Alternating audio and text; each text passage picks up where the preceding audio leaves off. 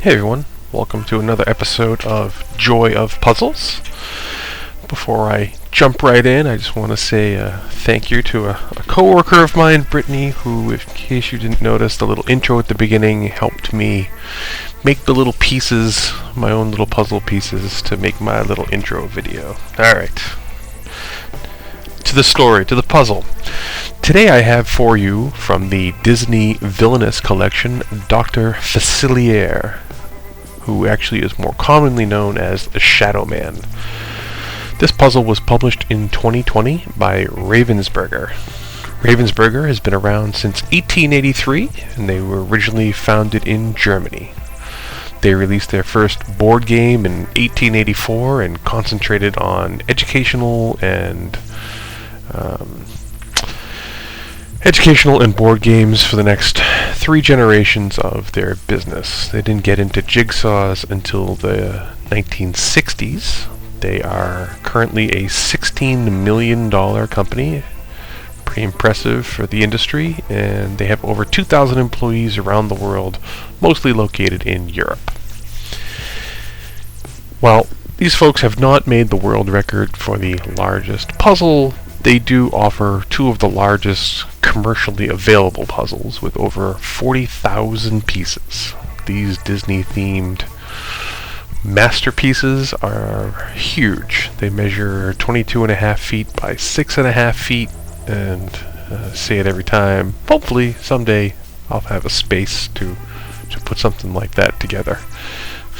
It's unlikely, but I can hope. So the movie is actually The Princess and the Frog, and Dr. Facilier is the primary antagonist, the villain of the film. So for the puzzle, they don't give the particular artist, so if you want to know who gets all the credit, go ahead and rent the 2009 Princess and the Frog and watch it with your kids. It is a New Orleans retelling, slight spin on the classic story, The Prince and the Frog. It is falls into a time frame where this is not one that I watched many times. My children were of an age where this was not in our constant loop of movies, and I'm pretty sure I've only seen it in its entirety once. A little tidbit about the movie is that it didn't do as well as Disney had hoped, and based on that, their next 2 projects, they didn't go with the straightforward, let's tell the story as it was and name it as it was. Instead, their next 2 films got a little bit of an overhaul. Rapunzel was turned into Tangled, and the Snow Queen was turned into Frozen. Probably their best decision financially in a long, long time to make the movie Frozen.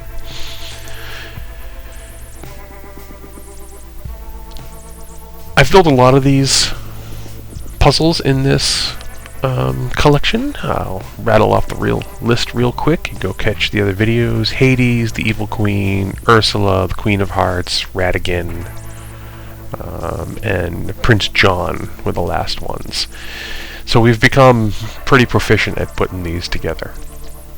One of the things that we do differently is we don't build the border first, and that is counter how most puzzles I make are done. It's just that the border in this case are black with a couple lines on it and not very distinctive in any nature, so there's really no advantage to putting it together ahead of time. It's much quicker at the end to put the border around and look for slight distinctions in the color. So that tidbit aside, we pick the most prominent feature or the brightest color in the whole thing, and in this case it is the game piece, the purple game piece, and then the main character in the gold frame.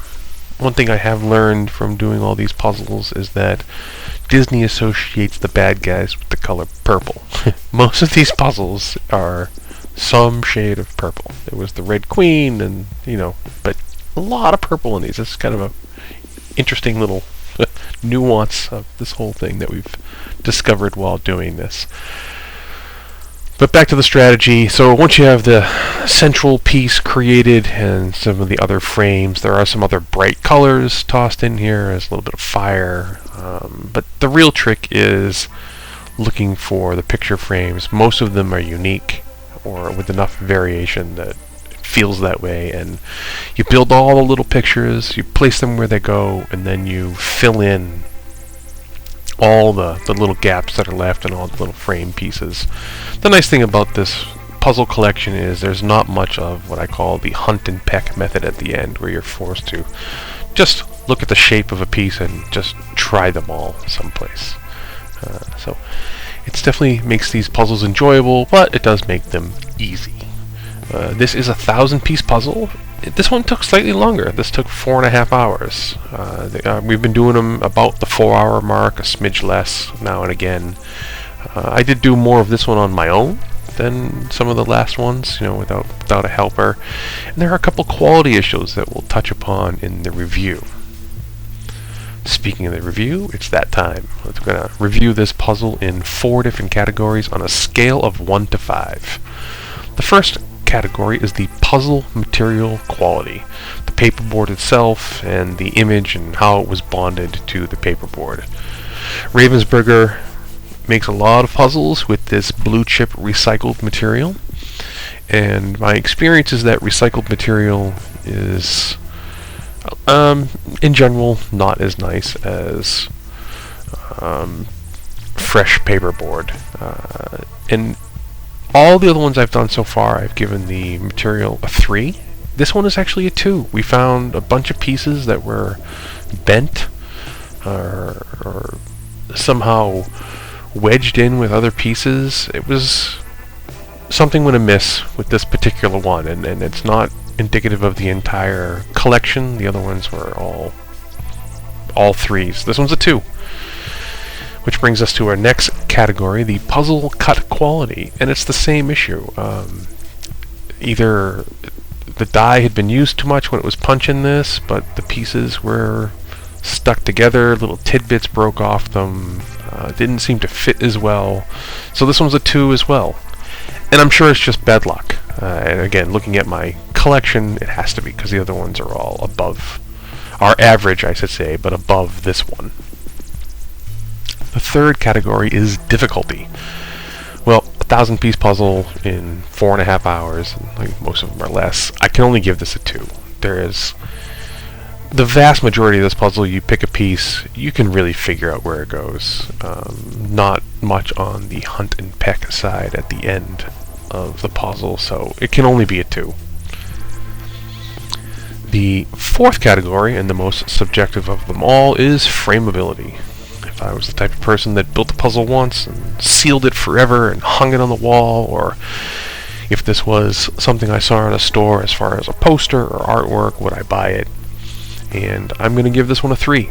These are literally posters. But if you are a young adult playing the Disney game Villainous, you may want all of these hanging up in your room somewhere, or your favorite villain maybe only. And to me, this is just a 3. It's exactly what it doesn't pretend to be anything that it isn't. It is a poster. It is scenes from movie, little famous clips, but it's still a poster. So frameability 3.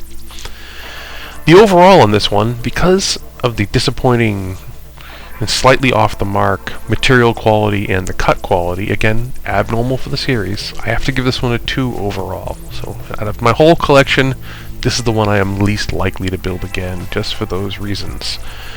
I'm sure it was just bad luck. I'm sure if somehow I acquired another one of these, it would be no such problems. It just, again, happenstance. At the end of the puzzle, at the end of the build, the video, you will see me take the border off and put it in a little plastic baggie. This is just to save the next person 15-20 minutes of sort time. Because you don't build the border first on these puzzles, it actually isn't much of a savings at all. But it's a habit, and that's just how I like to store the puzzles. So that's all I got for you folks. If you enjoyed the video or the collection of videos, maybe subscribe, click the like button. I appreciate everyone who takes 10 minutes out of their busy schedule to watch one of these videos, and I look forward to bringing you more of these videos in the very near future. Once again, thanks everyone. Bye.